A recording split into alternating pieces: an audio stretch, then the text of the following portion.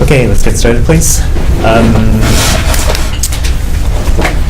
Can anybody tell me what we're doing? Can anybody tell me with maybe some detail what we're doing? Or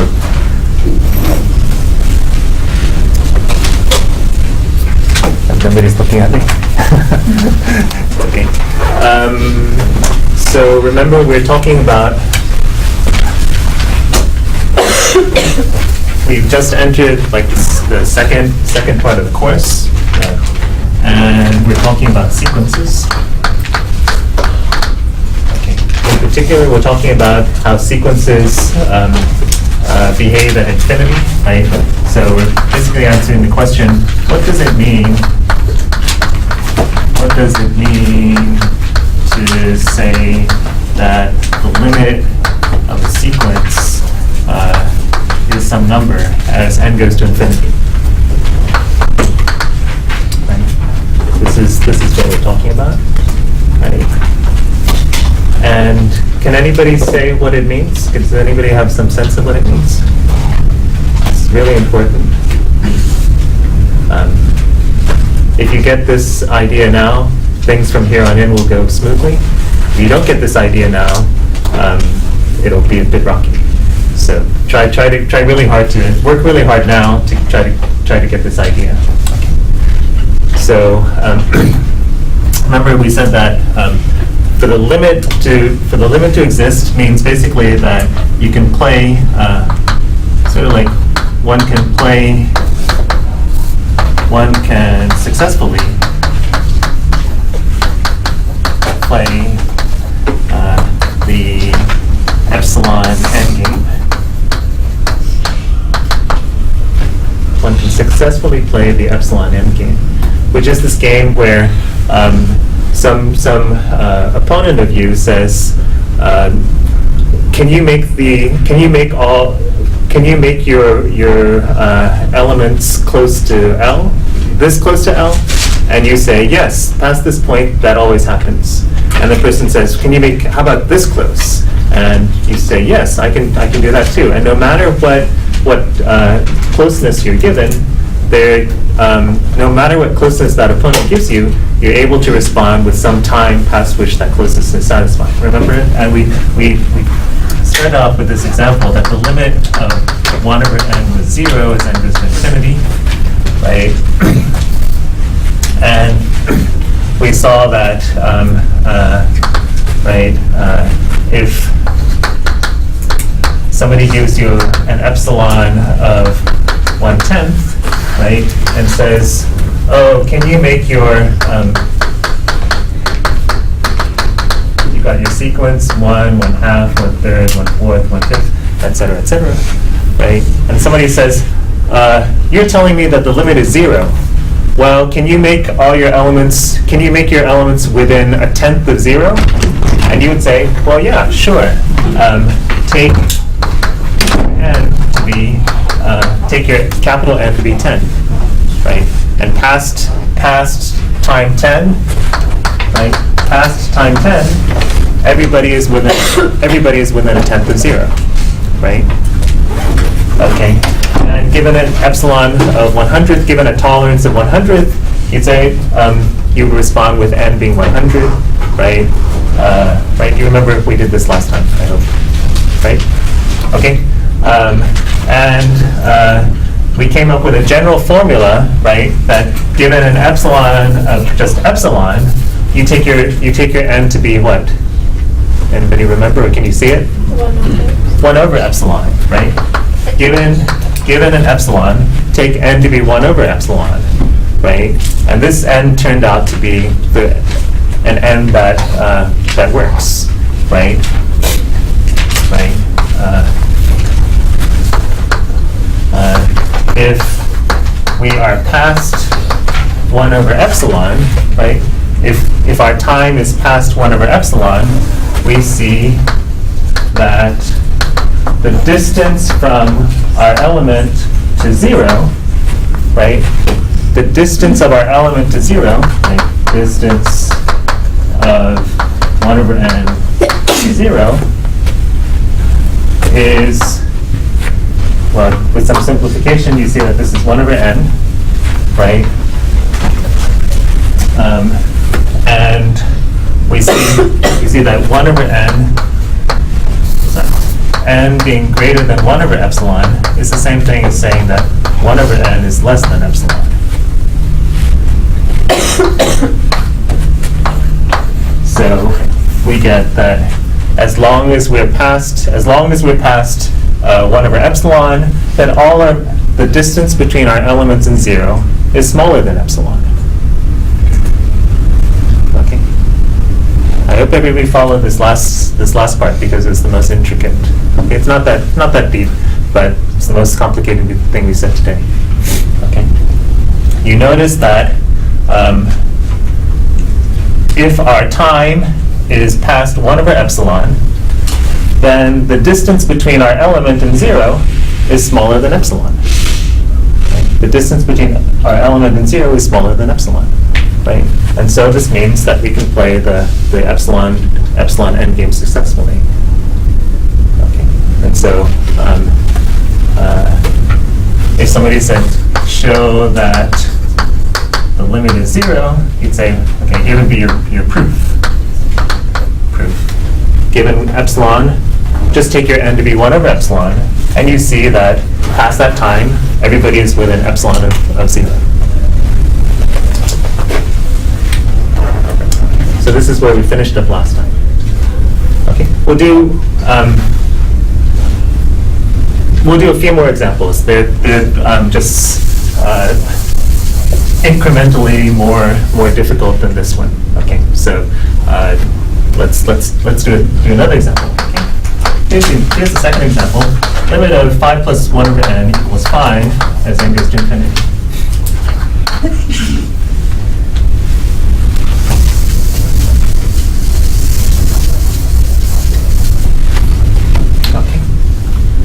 Okay, we're going to do like 3 or 4 simple examples because this is, again, the key idea for what comes next.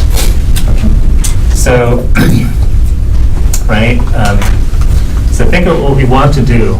So it's like the scratch work. We want to find,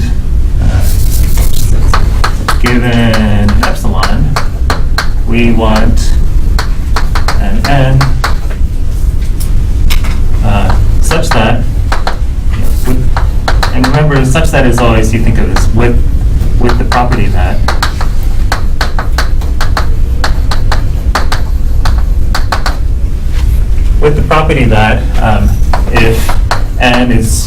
if your time is past that time, then the distance of your element to the limit is smaller than epsilon.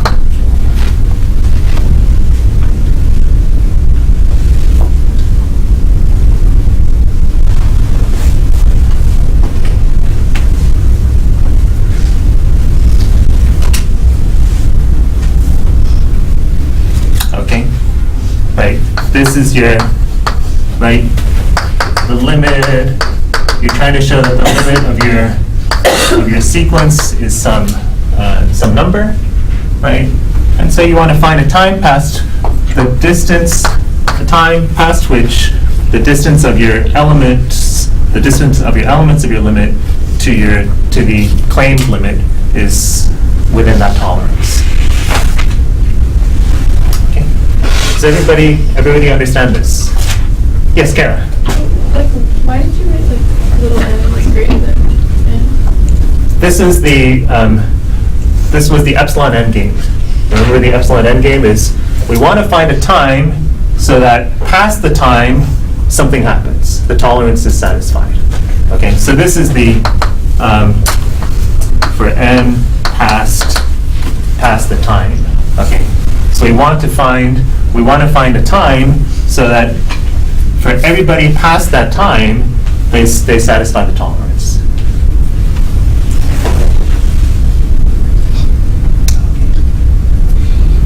Okay, so you say, okay, we're just doing some scratch work here. So we're trying to find a capital N so that if we're beyond it, then this thing is smaller than epsilon. Okay, well, let's think about this thing here. 5 plus 1 over n minus 5, right? What is that? What is that? That's just 1 over n, right? This is just 1 over n. Okay. So we're looking for, so does anybody see something? Does anybody realize something here? What we want an n so that if little n is past it, then 1 over n is smaller than epsilon. This would look kind of familiar. We did this in the first problem, right? This is exactly the same thing. What n should we take? What capital N do we take? 1 over epsilon, right?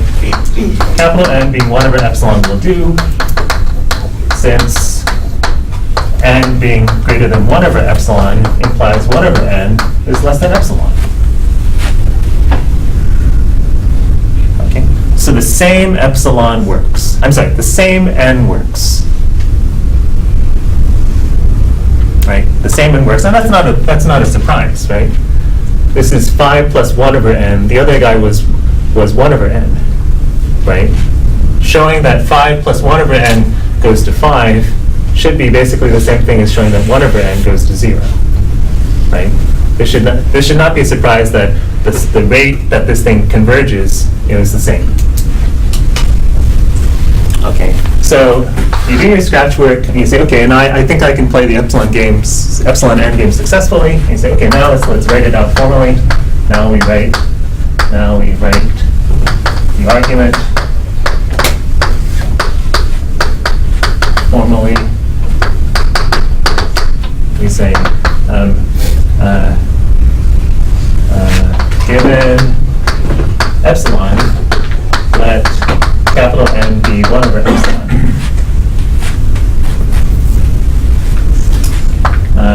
Or if n exceeds, if little n is past that 1 over epsilon, we see that the distance of 5 plus 1 over n minus 5, the distance of our element to 5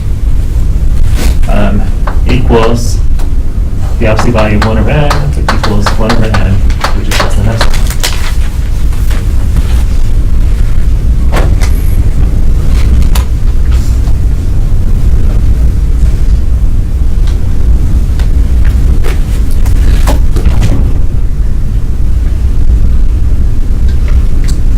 Okay, so this is the proof.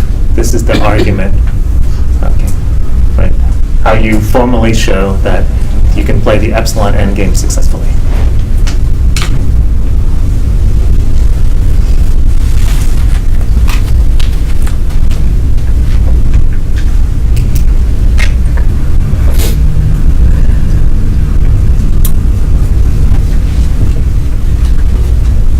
Let's do another example, unless there's somebody who's completely confused. Any questions? Any questions? Okay. So let's do another example. So just going to change this a little bit. 5 plus negative 1 to the n over n.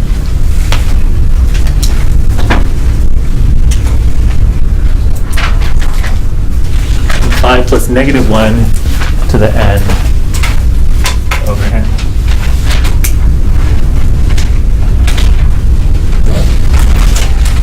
Okay, so, right, you get a sub 1 is going to be 5 minus 1, right? A sub 2 is going to be 5 plus 1 half. A 3 is going to be 5 minus a third, and so on and so forth, right? 5 minus 1, 5 plus a half, 5 minus a third, 5 plus a fourth, 5 minus a fifth, etc., etc. So they're bouncing back and forth above 5, but you see that they're going to go to 5, right? Okay. What do you think my n's going to be? if given an epsilon, what do you think about my n? What n should I use? Can anyone make a guess?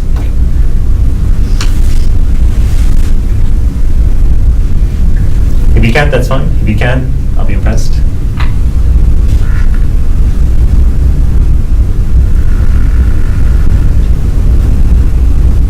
Okay, let's do some scratch work. So you say, okay, scratch work again.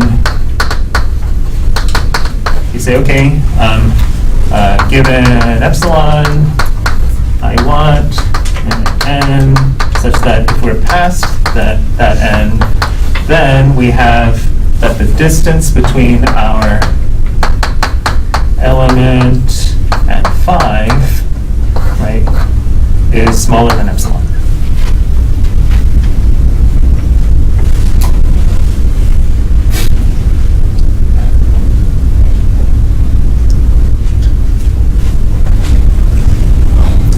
Okay.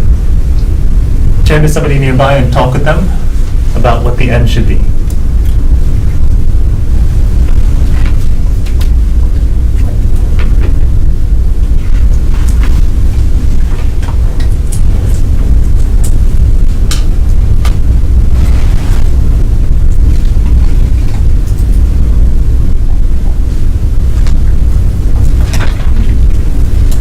And I'm just going to go walk around outside.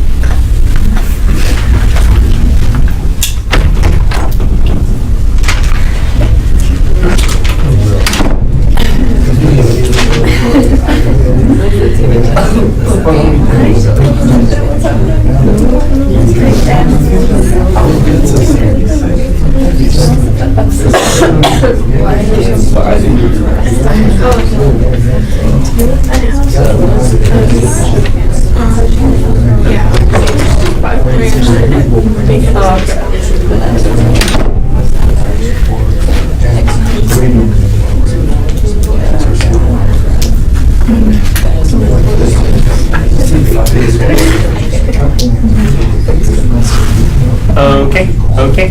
Would somebody like to tell me what n, capital N, should be? What's my time past which this is going to happen? N? No? Okay. 1? No. It should depend on the epsilon, right? It'll be something depending, like, we want it, if your epsilon is 1/1,000,000th, right? So think, right, if your epsilon is 1/1,000,000th, is time 1 going to work? Is time 1 going to work? No, right? These guys are not within 1/1,000,000th of 5, right? Andy? -1 to the epsilon over epsilon. Oh, no. That's a sort of no. But no. Other guesses? Yes? Was it 1 over epsilon? 1 over epsilon? Yes, it is. Yes, it is. Yeah, it turns out to be 1 over epsilon again, right? 1 over epsilon again. And that sort of makes sense, right? Because the previous remember guy was 1 over n, right? Now this is negative, this is just either plus or 1 times that, right? So, the previous guys, we were saying, oh, here's 5. We got 5 plus 1, 5 plus a half, 5 plus a third, 5 plus a fourth, 5 plus a fifth. Now these guys are 5 minus 1, 5 plus a half, 5 minus a third, 5 plus a fourth, 5 minus a fifth, blah, blah, blah. You see that the distances don't change, right? The distance to 5 is the same thing, right? The distance to 5 is 1, the distance to 5 is a half, a third, a fourth, blah, blah, blah, right? So let's see that algebraically. So okay, we want an n past which this happens. Okay, well let's think about this. What is this? This is just the same thing as this is exactly the same thing as -1 to the n over n in absolute value being less than epsilon. Right? Yes? Just 5 minus 5, right? Okay. And that's exactly the same thing as, well, what's the absolute value of negative 1 to the n over n? It's just 1 over n, right? Right? So again, it's exactly the same question as before, right? We want an n such that past that n,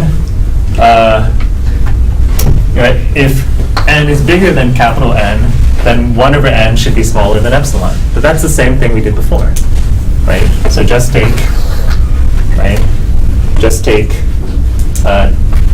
n equals 1 over epsilon will do, just as it did before, right? So I can just reuse this part here.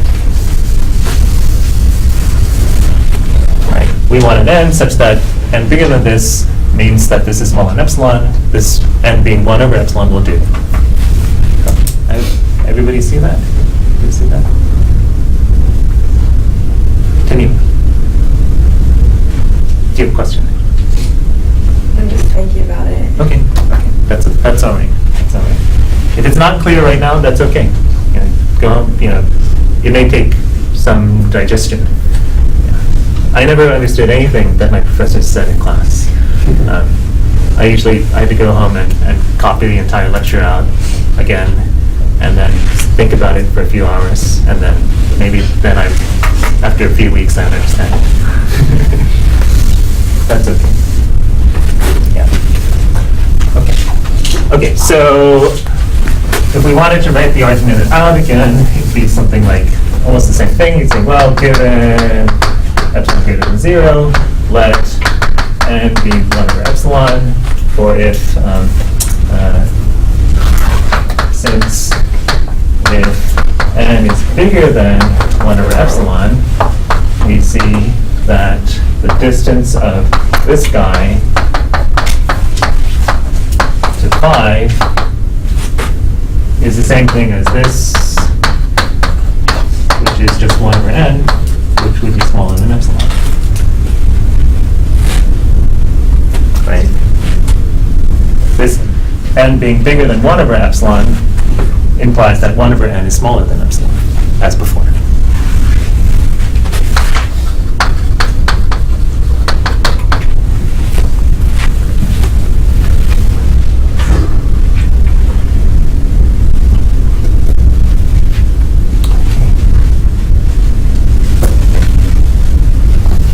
Okay. Now, I'm going to change it a little bit. I'm going to take this term and put a 2 here. I'm going to square the bottom. So 5 plus 1 over negative 1 to the n over n squared. Well, that's also going to go to 5, right? That's also going to go to 5. So see if you can figure out what n works. Okay. What capital N, right? Given epsilon, what capital N should we choose? What capital N should we choose? Are you exercising?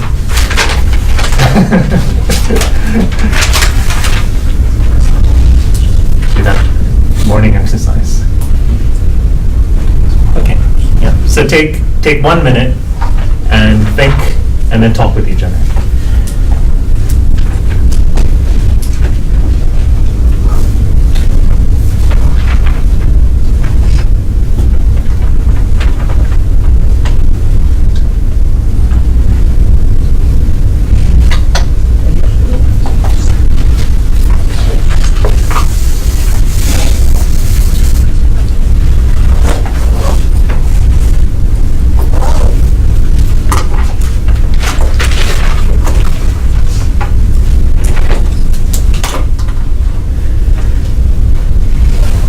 If it's not obvious to you from the beginning, you could try some sample epsilons. Take epsilon to be 1/100th, or epsilon to be, a 10,000th, or something like that.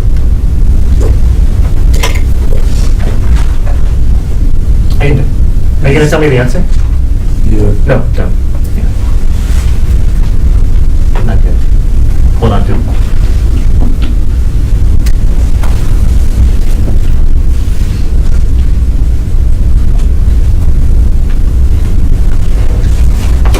talk with each other, please? Talk with somebody nearby.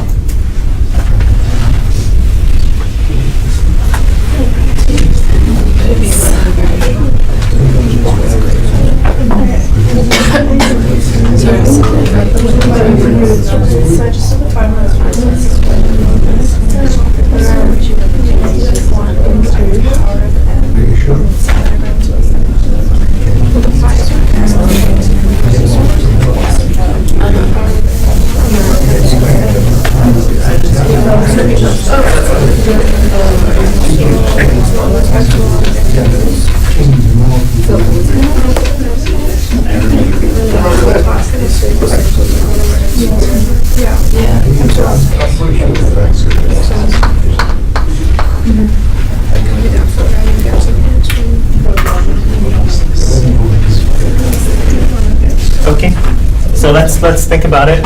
Say, okay, given our tolerance, we want a time that's at past the time.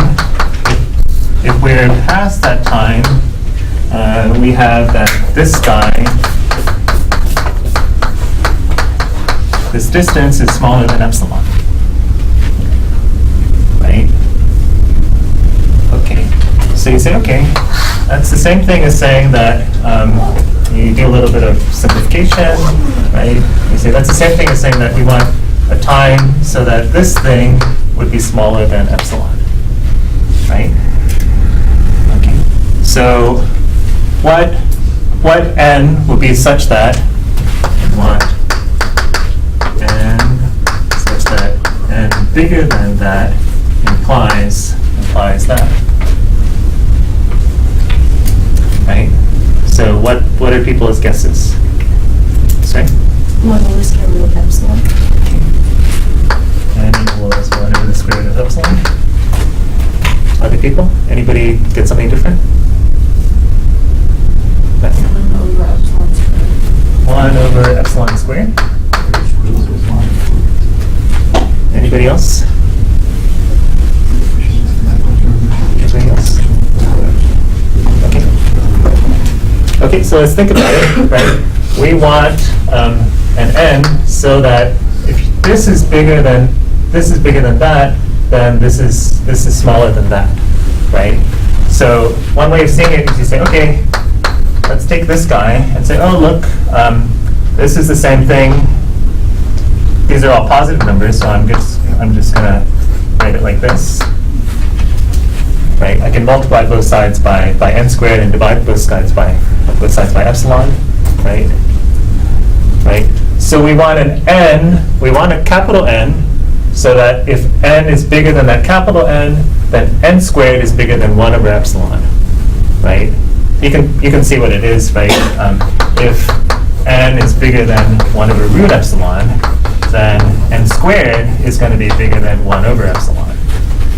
Right? So it's actually 1 over root epsilon rather than 1 over epsilon squared.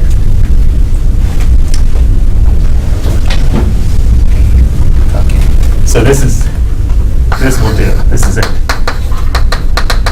This is it.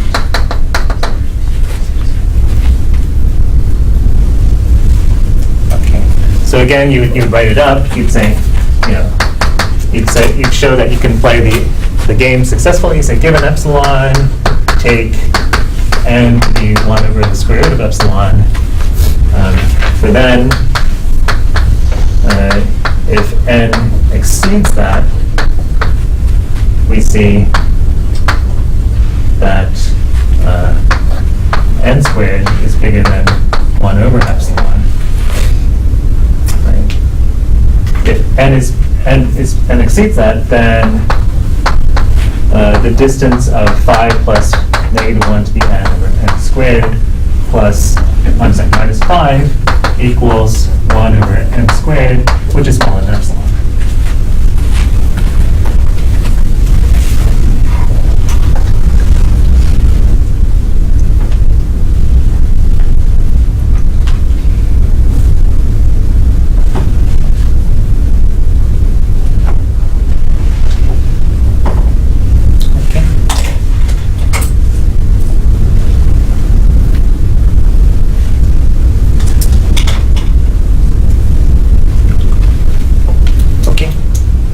Okay, I hope this gives you some sense of the meaning of what the limit means. Right? The main reason I'm showing you all these examples is to give you some sense of what it means for a limit to exist. For a limit to exist means that, you know,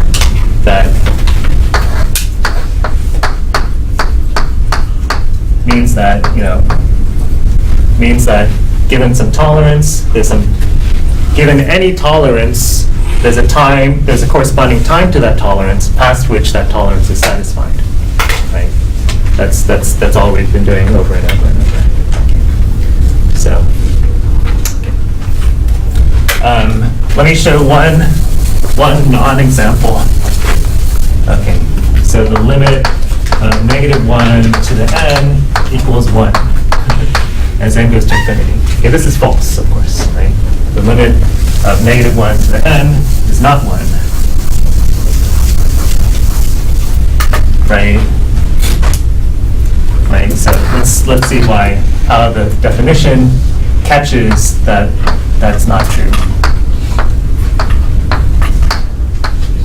Okay, so this is what our sequence looks like. It goes -1, 1, -1, -1, -1, 1, so on and so forth. Right? And somebody says, I'd like to show that the limit is 1. Okay? So he's claiming that he can play the epsilon endgame for any epsilon. Right? Says, I claim that the limit is 1. Right? So I can play the epsilon endgame successfully. As his adversary, what epsilon would you give to that person? Think about it for a second. Right? He should fail to be. He cannot be successful at the epsilon endgame. Right? Well, give him an epsilon for which he cannot succeed. For what epsilon will he fail? For what epsilon is he unable to find a time past which all elements are within epsilon of 1? So take half a minute, or just 10 seconds, and write down an epsilon that would fail.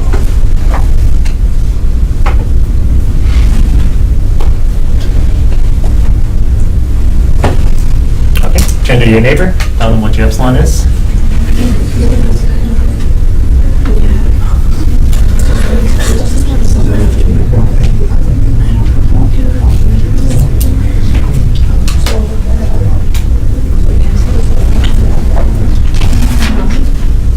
Okay. What epsilon? Somebody want to throw out an epsilon that will cause him to realize his error? What epsilon is 2 will he fail at? What epsilon causes him to fail? Nobody's suggesting? So I would say epsilon of 10. How about that? Would that do it? I say, I want you to stay within 10 of 1. Can he do it? Sure, right? Of course he can. Right? And say, look, see, I win the epsilon endgame. Okay, look, I say epsilon of 10, and he says, oh, okay, I take my n to be 1. And look, everything works. Everybody satisfies your tolerance. So my limit is 1. Okay. Somebody choose a better epsilon? 1/2? Sure. 1? Sure. 1/2. What else? Other epsilons that will work?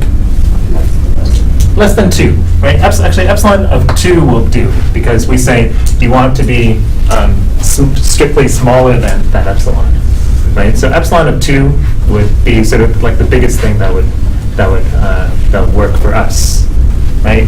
You say, right? How about for an epsilon of 1?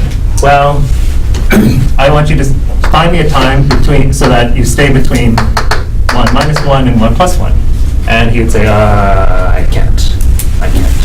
Okay, and so he realizes that although for some tolerances he can do it, he can't do it for all tolerances. Okay, and to be able to say that the limit is 1 means that you have to be able to do it for all tolerances. Okay, so, and there is no end that works. Right? So for epsilon equal 1, or any any epsilon less than or equal to 2, there is no n. That works.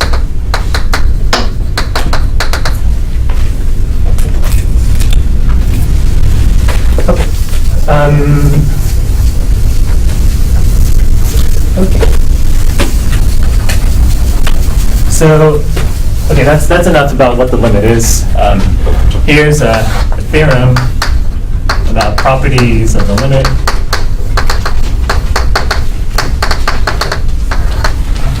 Theorem about properties of the limit. Basically, limits and arithmetic. Right? How limits interact with arithmetic.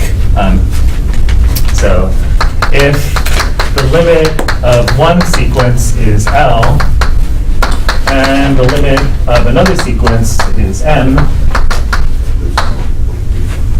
then, as you expect, the limit of the sum sequence is going to be what? What? L plus M, right?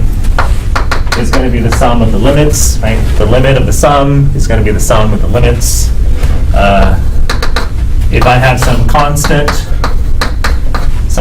k, the limit of that constant times the limit is going to be that constant. I'm sorry, that constant times the sequence times the elements would be the constant times the limit, right? And other things, the limit of the product is going to be the product of the limits. The limit of the quotient would be the quotient of the limits as long as m is not equal to 0. Okay, so things that you expect to happen, happen.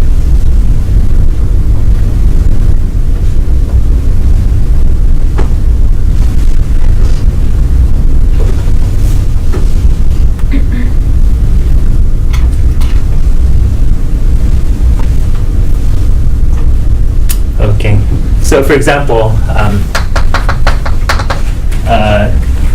we already had shown that the limit of 1 over n is 0, right, as n goes to infinity. So if we use number 3 on this, we see that the limit of 1 over n times itself is just going to be 0 also, right? And you can go on from there. 1 over n cubed is going to be 0, 1 over n to the 4th. We don't need to play the epsilon n game. We can use this theorem to get around the epsilon n game, basically. Right? So you see that 1 over n to the k, right? 1 over n to any power is going to go to 0 as n goes to infinity, as you expect. Right? If I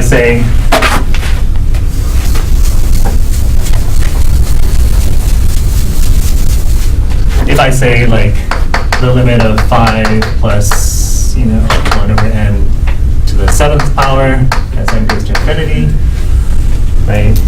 Then I can use this theorem in parts and say, okay,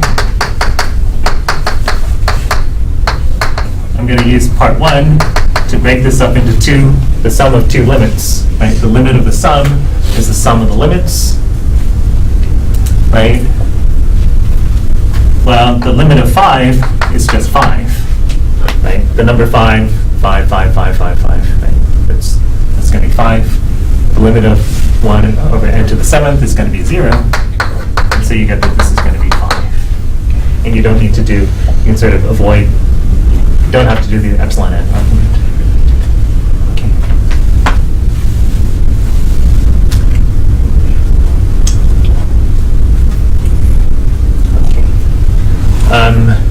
Okay, just one remark.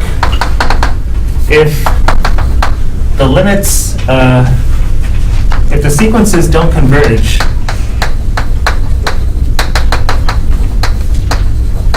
all bets are off. Okay, so for example, if I have a sub n is 1 over n, and I have b sub n being n,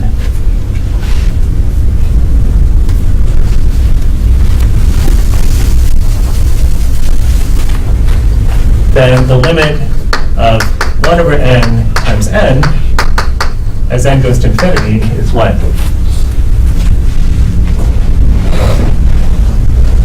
Let's see, 1, right? Because 1 over n times n is 1, right? So it's just 1, 1, 1, 1, 1, right? But that's not, I can't say, oh, that's equal to the limit of 1 over n times the limit of n. I can't use the theorem and say that this shows that 1 equals 0 times infinity. Okay. Okay. The theorem does not say that. Okay.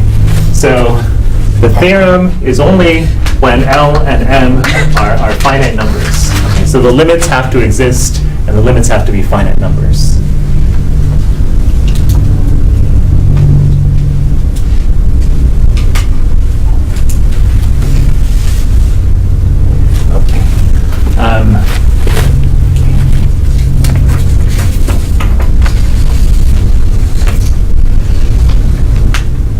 Okay, let me give another example.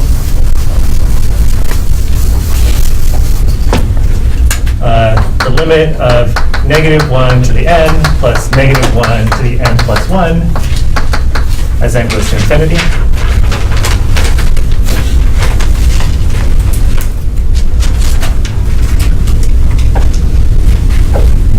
Well, what's that going to be? -1 to the n plus -1 to the n plus 1.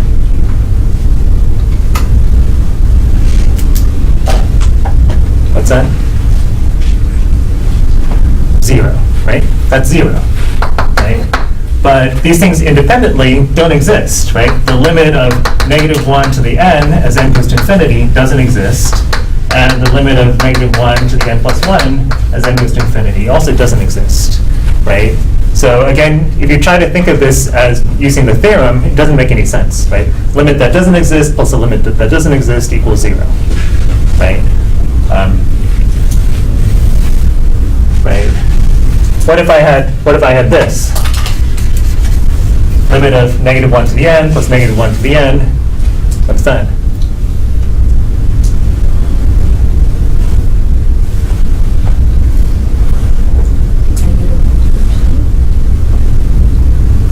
It's 2 -1s to the n, right? So you get plus -2 plus 2 -2 plus 2. So this limit doesn't exist, right? Okay, so you get a limit that doesn't exist plus a limit that doesn't exist.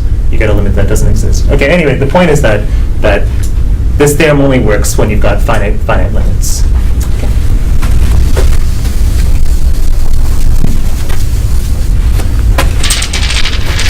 Okay. I don't have time to introduce the last idea completely, but let me sort of try to introduce it to just give you a hint of what's coming. So the next thing that we're going to talk about is something called the squeeze theorem, which says the following: that if you have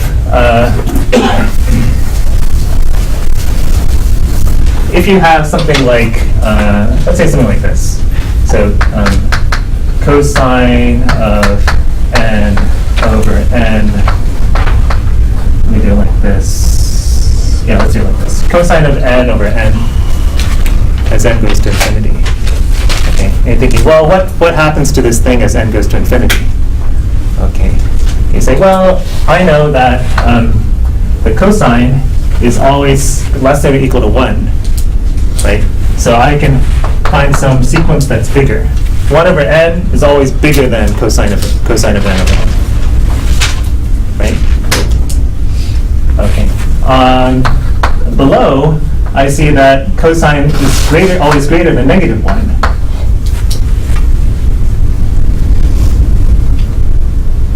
Okay. So what the squeeze theorem says is what you can guess by the name. You say, well, look, I've got some sequence that's bigger, and this sequence, as n goes to infinity, this goes to 0, right? And I've got the sequence below it, the sequence also goes to 0, right? And so the squeeze theorem is going to tell us that the guy in the middle is forced to converge to 0 also. Okay, but if you can trap one sequence between two other sequences, and those two other sequences, converge to the same limit, then the guy in the middle is also going to converge to that same limit. Okay, so right, if you have 3 sequences with some hierarchy to them, and both so the lower guy and the upper guy converge to the same limit, then the guy in the middle also is forced to converge to that limit.